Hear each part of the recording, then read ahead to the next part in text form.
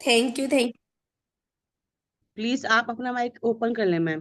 प्रतिमा ma'am, मैंने यहाँ से किया है। Welcome ma'am. Okay ma'am, okay ma'am, कर लिया ma'am. Thank you Jyoti ma'am, आपने मुझे इतनी प्यार से इनवाइट किया, और thank you all of you, आप सभी ने मुझे इतने प्यार से इनवाइट किया इस पैनल पे। मैं आपका शुक्रिया अदा करना चाहती हूँ। थैंक यू अजय सर, आपने मुझे वेलकम मौका मैम, दिया आज का। वेलकम मैं welcome, good morning. Thank you Vijay sir, और गुड मॉर्निंग सर। और आपने मुझे मौका दिया जैसे मैं आज एलटीपी सेशन लेने का, थैंक यू सो मच। और आज मैं काफी मतलब देर से सोच रही थी सेशन का टॉपिक क्या होगा मेरा, मैं किस पे सेशन लूं।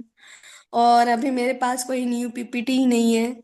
तो फिर मैंने डिसाइड किया कि क्यों ना मैं अपनी शेयरिंग करूं, क्यों ना मैं अपनी जर्नी बताऊं आप सभी को, क्योंकि बहुत लोगों को पता है और बहुत लोगों को नहीं पता है मेरे बारे में, कि मैं कैसे आई इस टेंस में, मैंने क्या किया और क्यों आई, रीजन क्या था, और अभी तक मैं क्यों हूँ, और मैंने कौन सा लेवल पार किया इसमें। तो वो सारी चीजें मैं आप सभी को एक्सप्लेन करूंगी, बताना चाहूंगी अपनी जर्नी।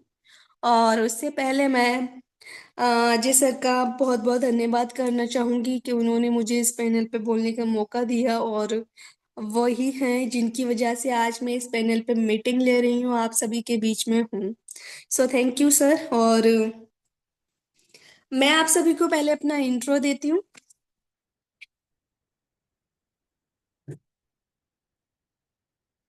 मेरा नाम अतिमा चौधरी है, मैं एक इंटरनेशनल हेल्थ ऑर्गेनाइजेशन में एज अ हेल्थ कंसल्टेंट काम करती हूँ। और हम लोगों की विभिन्न प्रकार की बीमारियों के बारे में उनको अवेयर करते हैं, और उसके बचाव के बारे में बताते हैं कि आप इन बीमारियों से कैसे बच सकते हैं और कैसे खुद को स्वस्थ रख सकते हैं। और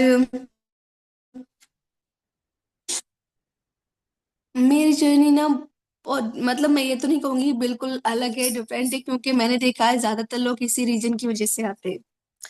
क्योंकि बिना रीजंस के तो हम कहीं शायद जाते भी नहीं है, क्योंकि कोई ना कोई चीज हमें वहां ले जाती है, और कोई ना कोई रीजन होता है जिसकी वजह से हम हर काम करते हैं। तो टीएन्स में आने का रीजन मेरा ये था कि पहले तो मैं अपने बारे में बताऊंगी, क्योंकि मैं जिस रीजन की वजह से इस टीएन्स में मैंने कदम रखा। और सेकंड रीजन तो आप सभी को पता ही है, मैंने सभी को पहले काफी बार बताया है अपनी मम्मी की हेल्थ को लेकर। तो यहाँ पर मैं बताना चाहूंगी कि टीएन्स में मैं क्यों आई थी, मेरा पहला स्टेप क्या था। तो मेरा आने का रीजन, मैं और मेरी जो बीमारियां हैं वो मुझे लेकर आई थी। मैं बताना चाहूंगी कि उस समय मेरी सिचुएशन काफी खराब थी, जैसे कि मेरी बैकबोन में दर्द बहुत ज्यादा। आप सोच ही सकते हैं कि जिस इंसान की कमर में दर्द होता है वो दर्द उसी को पता होता है कि कितना खतरनाक और कितना भयंकर दर्द होता है। और जब जो इंसान 24 आवर बेड रेस्ट पे पड़ा रहे तो उसकी लाइफ क्या हो सकती है, और उसके दिमाग में कैसी कैसी चीजें आती हैं।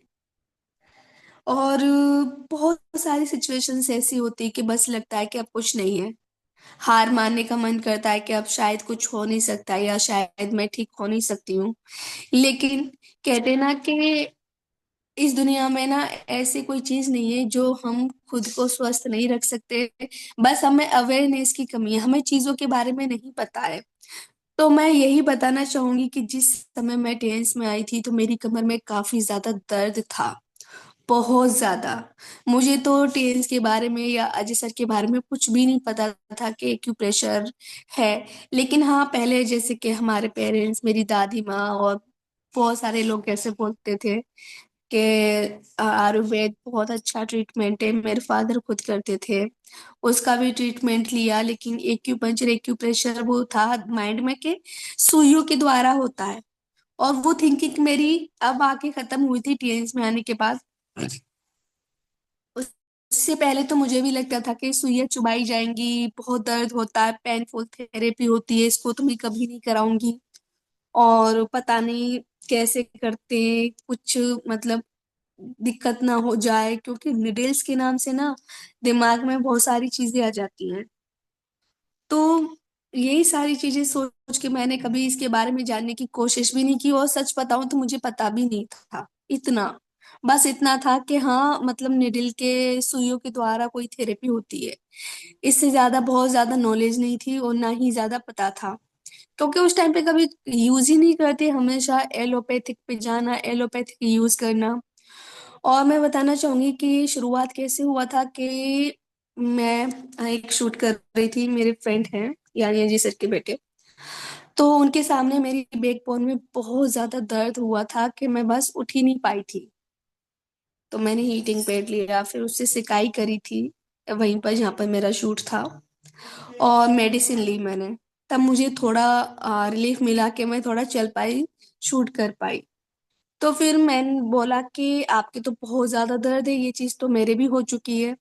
तो मैंने कहा कि हाँ मेरे L4 L5 की बहुत प्रॉब्लम है, और स्लिप डिस्क भी है साथ में, और प्लस के डॉक्टर ने ये बताया था कि मेरी बैकबोन की ना हड्डी बढ़ी हुई है एक साइड की, यानी लेफ्ट साइड की बताई थी।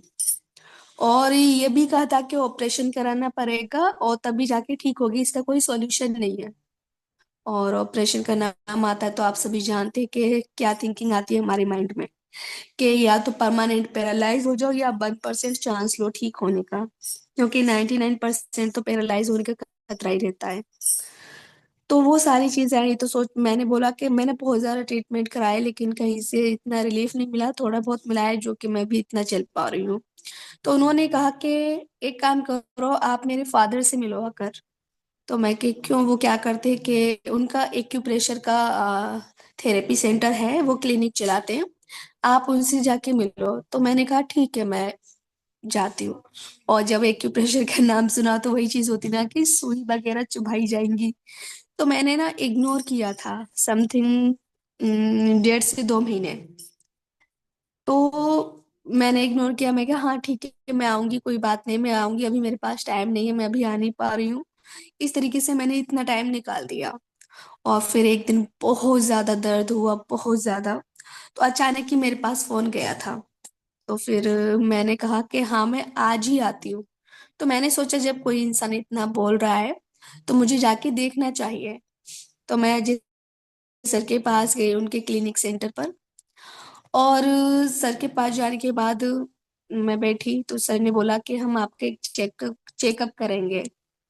आई थिंक मैं अपनी सारी बीमारी बताने लगी तो सर ने मना कर दिया कि आप मुझे अभी कुछ मत बताइए, मैं आपके एक चेकअप करूंगा उसके बाद जो जो मैं पूछूंगा बस वही बताते जाइएगा। तो मैंने कहा ठीक है। उस समय पूजा मैम भी थी वहां पर। तो मेरा चेकअप हुआ, एक मशीन निकाली सर ने, जो एक कीपैड फोन की तरह एक डिवाइस है, बहुत छोटा सा।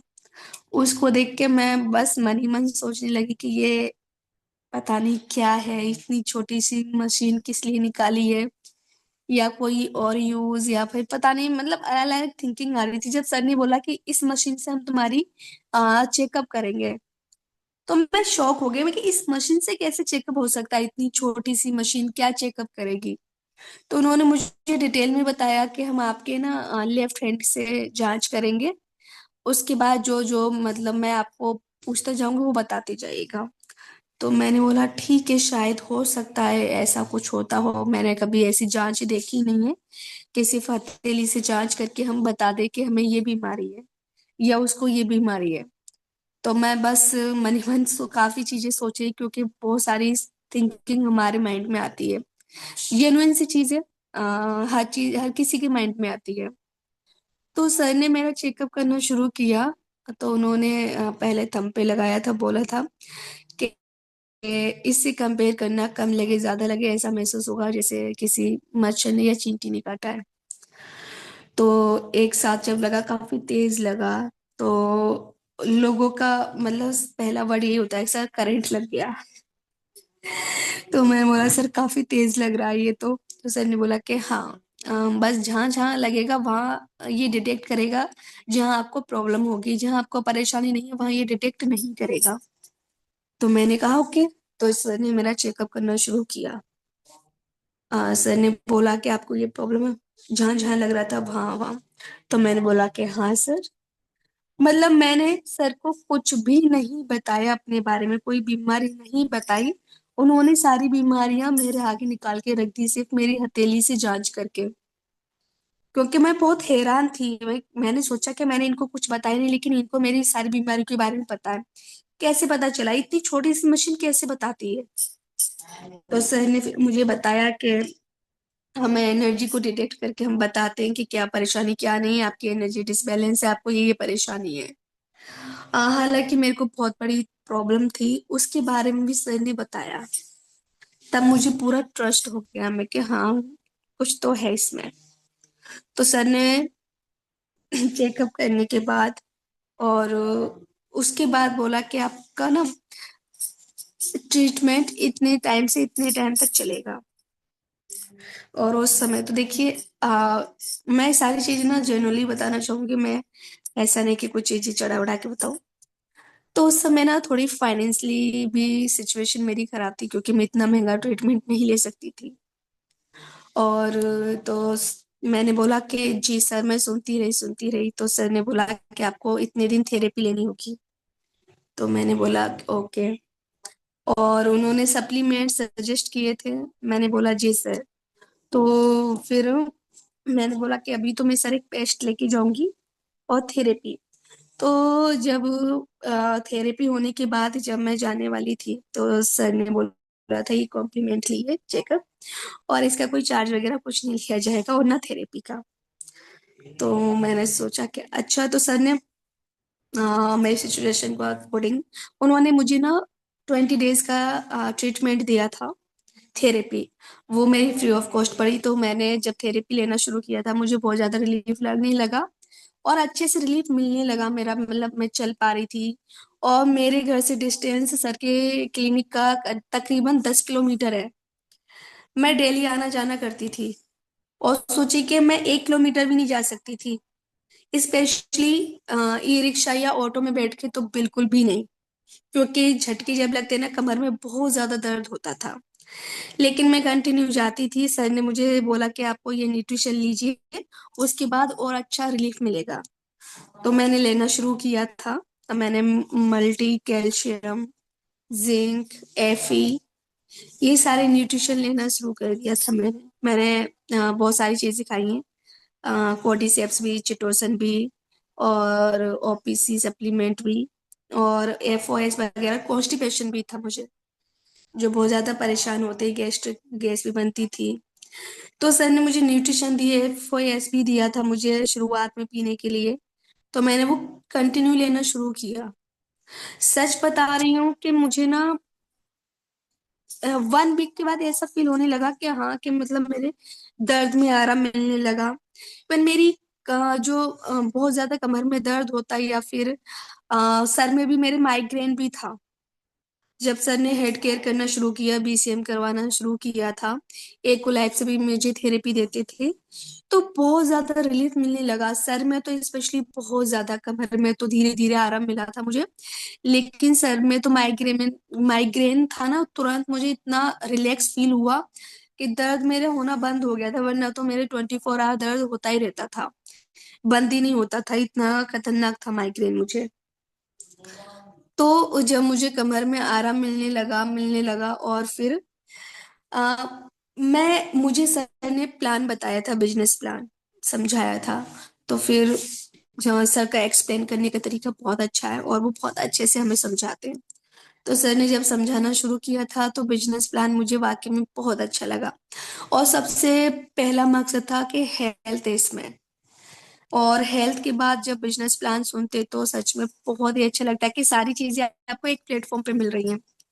तो सर ने कहा मुझसे कि आपको अपनी केवाईसी देनी पड़ेगी। तो मैंने कहा ओके सर। तो मैंने सर को अपनी केवाईसी दे दी। बट मैंने काम करना शुरू नहीं किया था।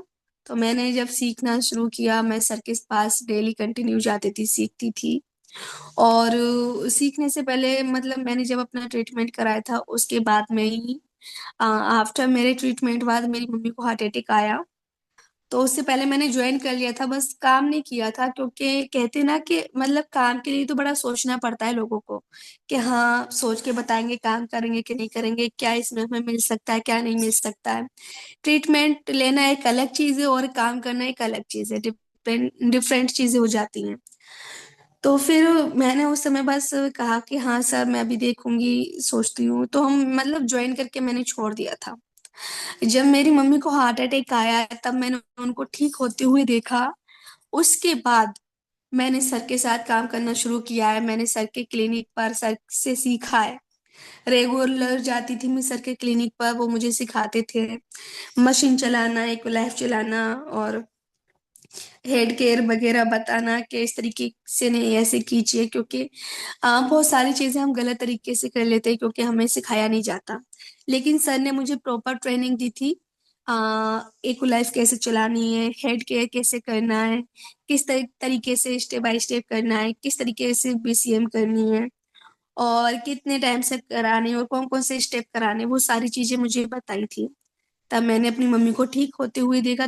तब मुझे ट्रस्ट हुआ कि नहीं, मुझे अब बिल्कुल करना है, मुझे इसमें बिजनेस करना है। तब मैंने सर के साथ करने के बाद फिर मैंने अपना क्लिनिक खोला, आप सभी को पता है। और क्लिनिक मेरा काफी अच्छे से रन हुआ, बहुत अच्छा चला। और हालांकि अभी तो मैंने थोड़ा बंद कर दिया है क्योंकि मैं अकेली पड़ गई थी। पहले मेरा भाई मेरे साथ करता था, तो पेशेंट ज्यादा आने लगे और मुझे बाहर फील्ड में भी जाना होता, तो एक ही चीज कर सकते हैं ना। तो फिर धीरे धीरे मैं मतलब शायद मैं उस टाइम पर अकेली प्रिपेयर नहीं थी कि मैं अकेली चीजों को संभाल सकती हूँ।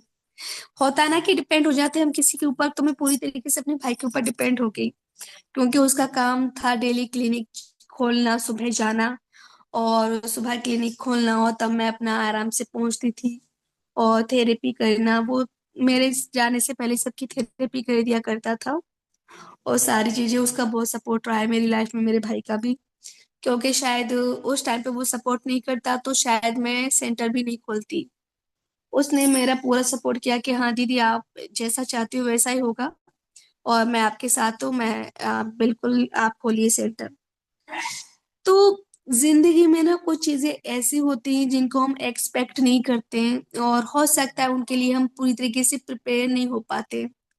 तो उस चीज को तो मैं थोड़ा ज्यादा वो नहीं लेती हूँ कि क्यों बंद हुआ, क्यों क्यों हमने किया, किस लिए किया। लेकिन मैंने हमेशा सीखी है क्योंकि हमें अपना काम प्रॉपर और अच्छे से करना चाहिए। और चाहे वो आपका बिजनेस हो, चाहे हेल्थ हो, और चाहे कुछ भी हो। मैं एक चीज हमेशा बताना चाहूंगी आप सभी को कि हमें जो भी चीज करनी है ना, वो फोकस के साथ करनी है। यहाँ पे मैं अपना फोकस भी, अपनी सारी चीजें बताऊंगी, कहाँ मैं डिमोटिवेट हुई थी, कहाँ मैं मोटिवेट हुई थी। तो सेंटर मेरा काफी अच्छा चल रहा था। और कहते ना कि डाउनफॉल तो हर किसी की लाइफ में आता है, ऐसा नहीं है, हर बिजनेस में आता है। और ये टीएनसी नहीं है कि सिर्फ इसी में आता है, हर चीज में आता है। वो आता है हमारी गलतियों की वजह से। या तो हम एडवर्टाइजमेंट अच्छे से नहीं कर पाते, उसके बारे में लोगों को बता नहीं पाते हैं, या फिर जितना हमें लोगों को बताना चाहिए, जितना लोगों को पता होना चाहिए, हम उतना नहीं करते। हम या तो बहुत ज्यादा ओवर करते हैं या तो फिर नहीं करते। ये गलतियां हर कोई करता है, मेरे से भी हुई है। और जब काफी अच्छा चलने लगा था कि बीच में मेरे पास कम से कम 10 15 15 पेशेंट रहे मेरे क्लिनिक पर। लोग बाहर खड़े होके वेट करते थे कि मेरी बारी कब आएगी, मैं कब थेरेपी लूंगा या लूंगी। और अ, कुछ भी नहीं बोलते थे, और हमेशा प्रॉपर थेरेपी लेके जाते। रात के 11 11 12 12 बजे तक भी मैंने सेंटर ओपन किया है।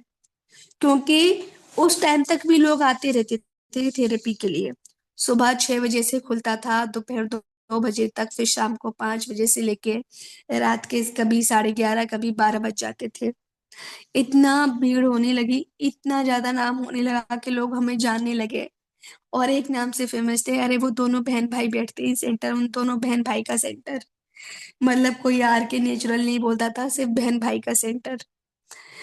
दूर दूर तक लोग आने लगे, ट्रॉली से, डिवाइस से, और हाथ रसेटा, एक गिलास, मतलब काफी जगहों से लोग आने लगे, लोगों को पता लगने लगा धीरे धीरे। और लोग जो ठीक होके गए उन लोगों ने दूसरे लोगों को भी भेजा है।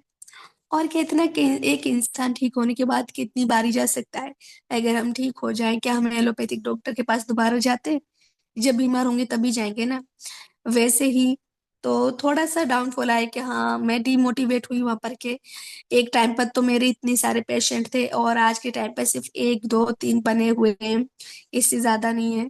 क्योंकि एक चीज एक साथ ना बहुत सारी चीजें हो जाती हैं, बहुत सारे पेशेंट आ जाते हैं, आपकी इनकम अच्छी होने लगती है, तो आप एक्सपेक्ट नहीं करते हो कि आपकी लाइफ में डाउनफॉल आए, यानी आपके बिजनेस में। तो आप कभी सोचते नहीं हो, लेकिन वो सारी चीजें होती तो हमें ना प्रिपेयर रहना चाहिए।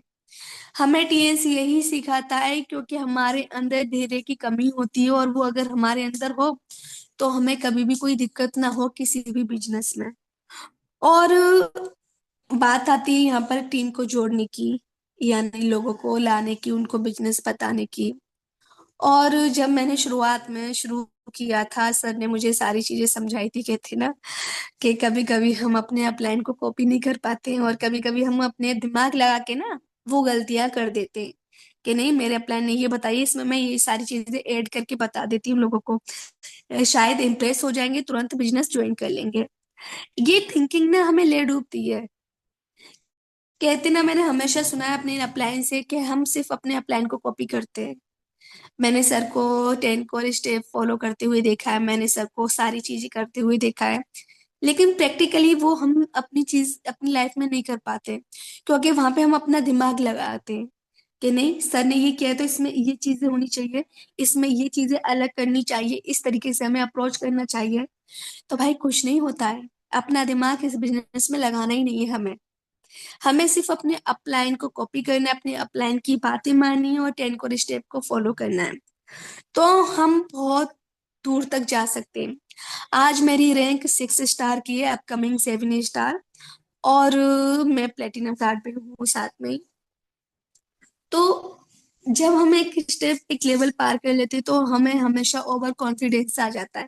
कहते हैं ना कि ओवर कॉन्फिडेंस हमें ले डूबता भी, और कॉन्फिडेंस हमें आगे बढ़ाता है।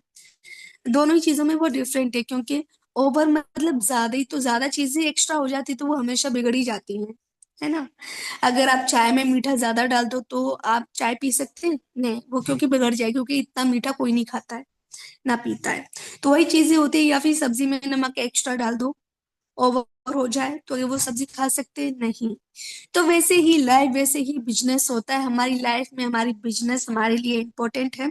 तो हमें उसमें ना ओवर चीजें नहीं करनी है, हमें एकदम लेवल पे रखनी है। जो चीज हमारी कंपनी ने हमें बताई है, जो चीज हमारे अपलाइन ने हमें बताई है, हमें उन चीजों पे फोकस करना चाहिए, अकॉर्डिंग टू मी। क्योंकि मैं कोशिश करती हूँ कि हमेशा मैं उन चीजों पे फोकस करूं, हमेशा मैं वही चीजें करूं जो मेरे अपलाइन ने मुझसे कही है। और ये सच में बिजनेस बहुत खूबसूरत है, बहुत प्यारा है, क्योंकि ऐसा प्लेटफॉर्म हमें कभी और कहीं नहीं मिल सकता, जहां पर आपको हेल्थ मिलती है। देखो वेल्थ तो हर कोई कमा लेता है, एक मजदूर भी ना पूरे दिन की मजदूरी करके ना 400 500 रुपए लेके घर पे आ जाएगा, उसके लिए वो बहुत बड़ी इनकम होती है ना। एक रिक्शा चलाने वाला, एक प्राइवेट जॉब करने वाला या गवर्नमेंट जॉब करने वाला, हर कोई वेल्थ कमा सकता है। वेल्थ को मैं बहुत ज्यादा वो नहीं समझती कि वेल्थ नहीं कमा जा सकती, हर कोई, लेकिन हर कोई हेल्थ नहीं कमा सकता। क्या एक मजदूर मजदूरी करने जाएगा तो वो, अगर उसे कोई प्रॉब्लम हो जाए, कुछ हो जाए, क्या वो खुद का ट्रीटमेंट, या उसको पता है कि उसे क्या करना है?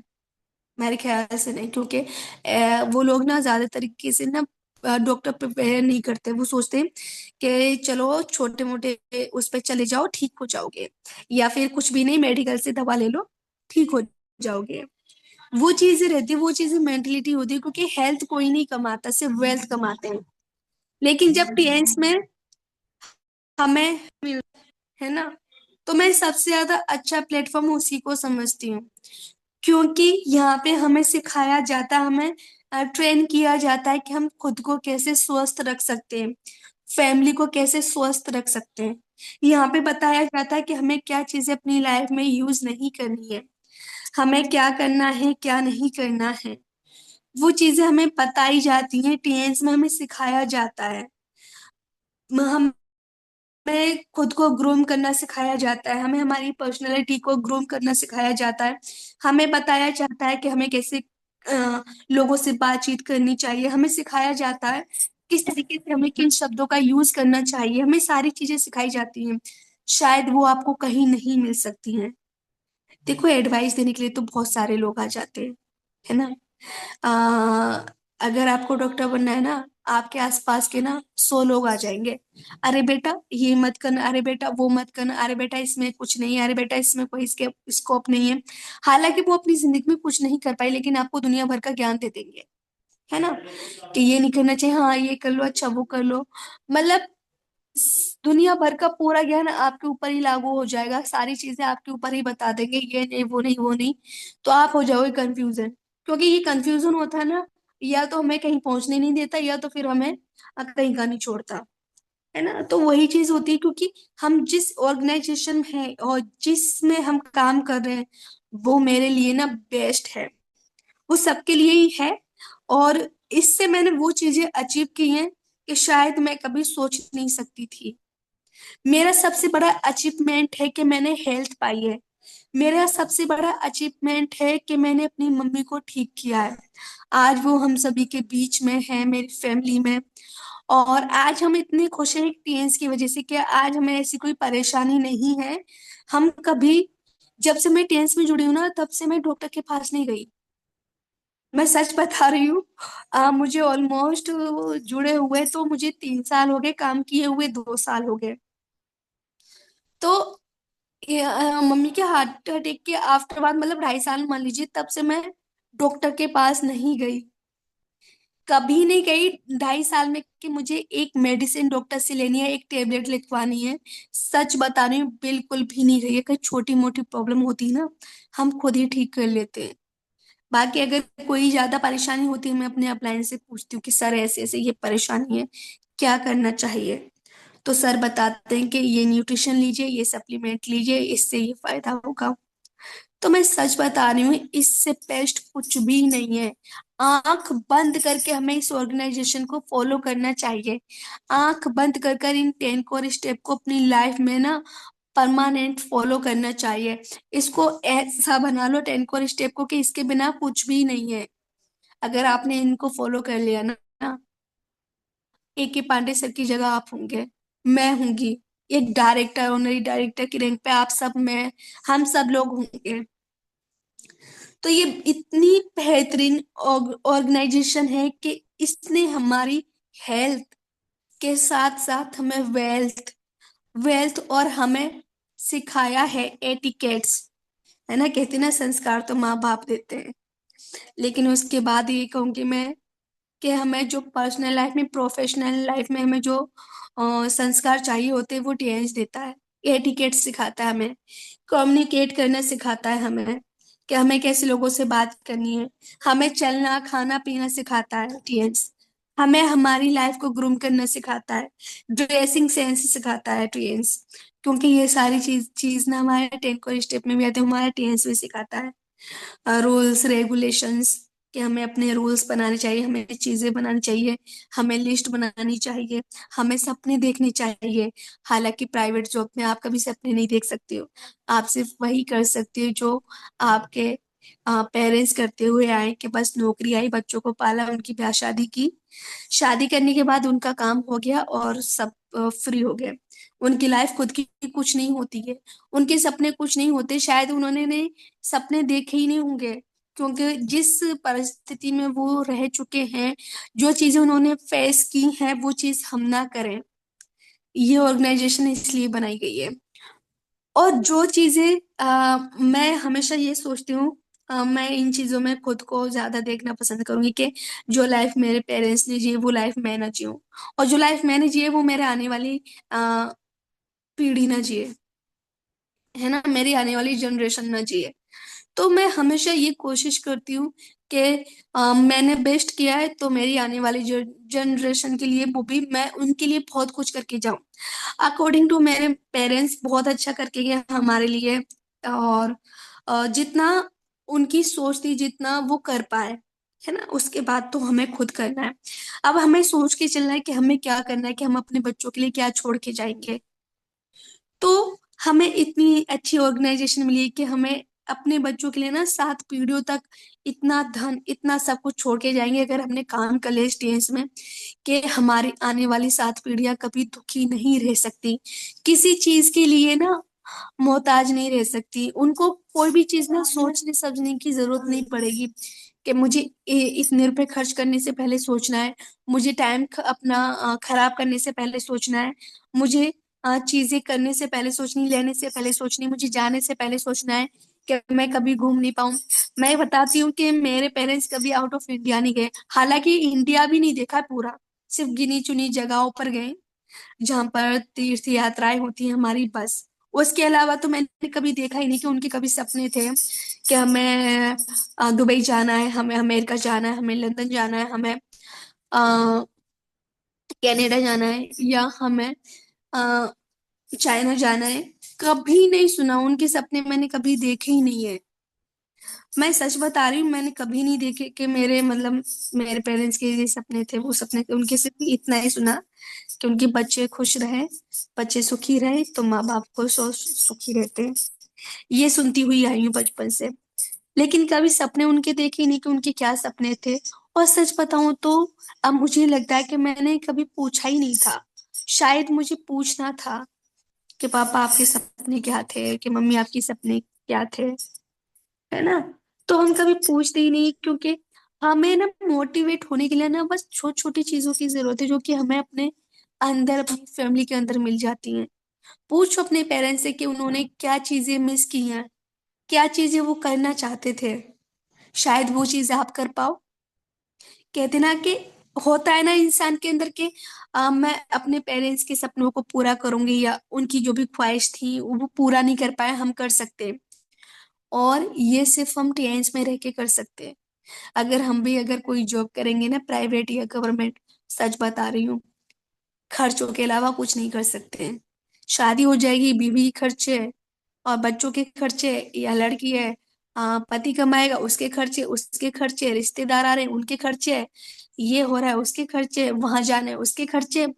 बस इसके अलावा हम अपना जीवन कभी नहीं जी पाएंगे। बस ऐसे ही चलता रहेगा। और ये चलता हुआ आया है कि आज तक हमारे पेरेंट्स या हमारे आसपास के लोग अपनी जिंदगी अपनी मर्जी से नहीं जी पाए। हमेशा उनके ऊपर एक वजन रखा रहा है कि ये होगा, शायद अब अच्छा हो जाएगा, इस महीने इतने रुपए सैलरी बढ़ जाए, अगले महीने मैं ये ले लूंगा, इतनी सेविंग्स करूंगा कि अपनी बेटी की या हर किसी की उसमें मैं अपनी बेटी की अच्छे से शादी कर पाऊं। और एक मिडिल क्लास तो भाई कुछ भी नहीं सोच पाता, उसके सिर्फ खर्चे चलते हैं। पुअर मिडिल क्लास के सिर्फ खाना पीना ही चलता है, इसके अलावा वो कुछ नहीं कर पाता है। तो बस हमारे पास मौका है, इस मौके को हमें छोड़ना नहीं है और हमें पूरी मेहनत करनी है अपना। मेरी दादी हमेशा कहती थी कि शुरुआत में इतनी मेहनत करो, एक भिखारी बन के कमाओ और राजा बन के खाओ, है ना, ये फैक्ट है। क्योंकि हमें कमाना है कि हमारे आने वाला कल एकदम सिक्योर हो जाए, कि हम अपने सपने पूरे कर पाए, क्योंकि हम आज की जनरेशन के, हम 21वीं शताब्दी के लोग हैं। और यहाँ पर हमारे सपने ना बहुत सारे हैं, ऐसा कोई नहीं होगा जिसके सपने नहीं है। लेकिन बस हमें अपने सपनों को पूरा करना है, हमें अपने पेरेंट्स की तरह अपने सपनों को मारना ना पड़े। इसलिए टीएन्स में काम करना है और टीएन्स पे फोकस करना है, और जो आपका अपलाइन बोले आपको वो करना है, क्योंकि बिना अपलाइन की मदद के आप कुछ नहीं कर सकते। मैं एक चीज जानती हूँ, अपलाइन अपलाइन होता है, या छोटा हो या बड़ा हो, है ना, हमेशा अपलाइन की सुननी चाहिए, क्योंकि वो आपसे पहले आया है। और आपका अपलाइन ही आपको सही गाइड कर सकता है, और वही आपको आगे बढ़ा सकते हैं। क्योंकि जब आप आगे बढ़ेंगे तो तभी आपके अपलाइन, क्योंकि बिना डाउनलाइन के अपलाइन भी आगे नहीं बढ़ सकता। इसलिए ना आप हमेशा फोकस करो अपने अपलाइन पे, क्योंकि आपको आगे बढ़ाने में वो हमेशा अपना 100% देंगे। लाइक जैसे मेरे अपलाइन हमेशा मुझे सिखाते, मुझे बताते कि मुझे क्या करना चाहिए, मुझे किन चीजों को फॉलो करना चाहिए, मुझे किस तरीके से काम करना चाहिए, नई नई चीजें हमेशा मुझे बताते हैं, हमेशा मुझे समझाते हैं। मैं कभी भी ना डिमोटिवेट होती हूँ या कोई गलतियां करती हूँ, मैं डायरेक्ट अपने प्लान के पास जाती हूँ, सर को मैं फोन करूंगी, सर मुझे ये परेशानी है, अंकल मुझे समझ में नहीं आ रहा, मैं बहुत ज्यादा कंफ्यूज हो रही हूँ और मैं बहुत डिमोटिवेट हो गई हूँ। पता नहीं, मुझे खुद ही फील हो जाता है तो मैं जाके बोल देती हूँ। मुझे नहीं पता कि किन लोगों को अपनी गलतियां महसूस होती हैं, कितने लोगों को नहीं होती हैं, लेकिन उनमें से मैं एक हूँ जो कि मैं शायद अपनी कमियां ज्यादा देखती हूँ और अच्छाइयाँ कम देखती हूँ अपने अंदर। तो जो भी चीज होती है ना, मैं कोशिश करती हूँ, मैं सर से डिस्कस करती हूँ, उनको बताती हूँ, फिर मुझे वो सही गाइड करते हैं, मुझे बताते हैं मुझे किस तरीके से काम करना चाहिए और कैसे नहीं। और अभी सिर्फ यही मकसद है कि हमें अच्छे से काम करना है, क्योंकि इस ईयर सभी को एचडी तक पहुंचना है। और जो काम करने का तरीका है सर का बहुत अमेजिंग है, और मैं सर से बहुत मोटिवेट होती हूँ। और शायद आ, पूरा श्रेय मैं अजय सर को ही देना चाहूंगी इस टीएनएस में मुझे लाने का। मुझे नहीं पता था कि टीएनएस नाम की कोई ऑर्गेनाइजेशन है, इस टाइप का कोई काम किया जाता है, डायरेक्ट सेलिंग होती है। इतना पता था कि नेटवर्क मार्केटिंग होती है, लेकिन बहुत ज्यादा दिलचस्पी नहीं थी। हमेशा लोग नेटवर्क मार्केटिंग का नाम सुन के ना एक चीज माइंड में आती थी, क्योंकि वही चीज लोगों ने हमें बताई थी कि नेटवर्क मार्केटिंग, अरे बेचने का काम होता है, बेचना पड़ता है, घर घर जाना पड़ता है, गली गली में घूमना पड़ता है, कुछ भी नहीं होता है, धक्के खाते हैं और इसमें कुछ सक्सेस नहीं हो पाते, बहुत सारी चीज थी। इतना हमारा माइंड वॉश कर रखा था पहले के लोगों ने, क्योंकि उन लोगों ने मार्केट इतना नेगेटिव कर रखा है कि हमें अच्छी चीजें मिलती ही नहीं है। तो मैं तो भगवान का शुक्रिया अदा करना चाहूंगी, और फिर मैं अजय सर का भी शुक्रिया अदा करना चाहूंगी, क्योंकि भगवान नहीं चाहते तो मैं नहीं आती, और मैं यहाँ पे नहीं आती तो अजय सर मुझे नहीं बताते। तो मेरे दिल मेरे लिए ना इन दोनों के लिए बहुत ही ज्यादा रिस्पेक्ट है, क्योंकि ऊपर वाले के साथ के बिना मैं कुछ नहीं कर सकती। और जब तक अजय सर सपोर्ट नहीं करेंगे टीएस में, तो हम आगे भी नहीं बढ़ सकते, क्योंकि वो हमारे अपलाइन है। क्योंकि हमें अपलाइन ही हमारा सही गाइड कर सकता है, हमारी गलतियां हमें बता सकते हैं, कहाँ हम गलतियां कर रहे हैं कहाँ नहीं है। मैं एक चीज हमेशा बोलूंगी कि हमेशा एक चीज याद रखे कि जो भी आपके अपलाइन बोल रहे हैं ना, उसको आप सुनो। ये सोच के मत टालो कि अरे हाँ हमारी गलतियां निकालते रहती या कुछ भी। जब तक आपकी गलतियां आपके सामने नहीं आएंगी ना, तब तक आप सीखोगे नहीं। और कहते हैं कि हमेशा लोग गलतियां करके सीखते हैं।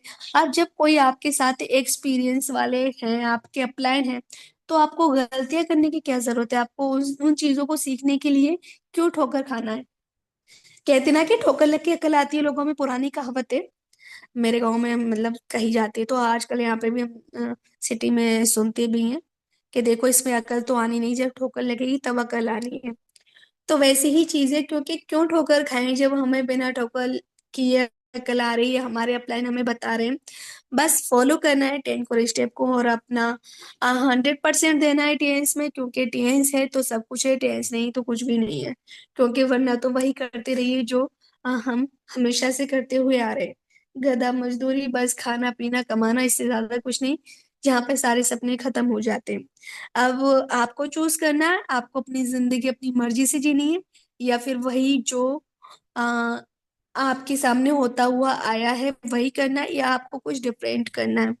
वो आपके ऊपर डिपेंड करता है, आप किस तरीके से अपनी लाइफ को देखते हैं, और किस तरीके से आपके सपने हैं, और कहाँ आप खुद को देखना चाहते हैं, और आने वाली जनरेशन को किस तरह की लाइफ स्टाइल आप देना चाहते हो। सो वो सारी चीजें आपके ऊपर डिपेंड करती हैं, और आपके हाथ में है, क्योंकि जो कुछ करना है आपको ही करना है। So thank you all of you. और मैं मुझे समझ में नहीं आ रहा था कि मैं मुझे क्या क्या बोलना है। एक्चुअली मैंने काफी टाइम से सेशन नहीं लिया है, तो मैं प्रिपेयर नहीं थी। जब मैंने देखा सेशन के लिए, तो पहले मैंने सोचा कि ठीक है हम ज्वाइन करूँ कि नहीं करूँ, क्योंकि एक्चुअली मैं मथुरा में हूँ अभी। तो यहाँ पे दर्शन के लिए आए हुए थे मम्मी मैं, तो इसलिए मैं सोच रही थी, लेकिन रात को हमने परिक्रमा लगाई थी, तो बहुत ज़्यादा पेन हो रहा था बॉडी में, तो हम लोग ना लेट गए थे, तो मैंने अलार्म लगाया था। इतने बजे का। फिर 5 मिनट तो मैंने सोचा कि सेशन लूं या नहीं लूं, या लूं या नहीं लूं। फिर मैं सोचा बहुत टाइम बाद ले रही हूं तो मुझे लेना चाहिए, क्योंकि शायद एक कॉन्फिडेंस बढ़ता है, हम लोगों से बात करते, इतने सारे लोग हमारे बीच में हैं, उन सब के सामने बोलना, और वहां पे हमें पता चलता है कि हमने क्या गलती की क्या नहीं की है। सो थैंक यू आप सभी का, और आपने मुझे इतने प्यार से सुना। और thank you Jyoti ma'am, thank you Ajay sir, thank you so much Ajay sir, आप मेरी लाइफ में आए, आपने मुझे ये टीएन्स दिया। और मैं आपका दिल से शुक्रिया अदा करना चाहती हूँ, और हमेशा मेरा साथ ऐसे ही देते रहिए। और हमें जो हमने टारगेट डिसाइड किया है हमें वो अचीव करना है। और मैं फिर कल आ जाऊंगी, कल से हम काम कंटिन्यू करते हैं सर। और thank you so much sir, और over to you Jyoti ma'am. Thank Great you all of you, आप session, सबने great, इतने प्यार से wonderful, सुना। excellent, precious. Thank you.